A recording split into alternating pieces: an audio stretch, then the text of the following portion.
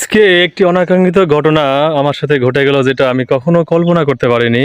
যেটা আপনার সাথে ঘটলে আপনি কি করতেন জানি না। তো আমি এখন অবস্থান করছি পাবনা জেলার আটঘরিয়া উপজেলার সঞ্জয়পুর গ্রামে। তো সঞ্জয়পুর গ্রামের দক্ষিণপাড়া জামে মসজিদ, যেখানে জুমার সালাত আদায় করতে গেছিলাম। তো ইতিমধ্যে আমি যখন মসজিদে প্রবেশ করে ২ রাকাত সালাত এর জন্য দাঁড়াইলাম, ২ রাকাত সালাত পড়ার জন্য। তো ইমাম সাহেব খুতবা বন্ধ করে দিলেন এবং লোকজন সবাই আমার দিকে তাকাচ্ছিলেন এবং আমার দিকে তাকিয়ে কেমন যেন একটা ভাব করছিল যে আমি মনে হয় যে আমি কে।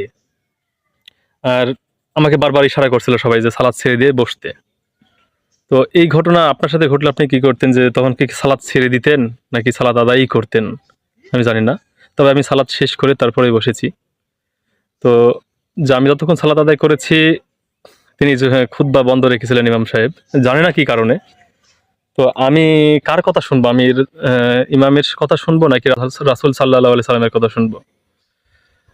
বুখারীর ৯৩১ নম্বর হাদিসে উল্লেখ আছেন যে একদিন রাসূল সাল্লাল্লাহু আলাইহি সাল্লাম খুতবা দিচ্ছিলেন। এই সময়তে এক সাহাবী প্রবেশ করলেন মসজিদে।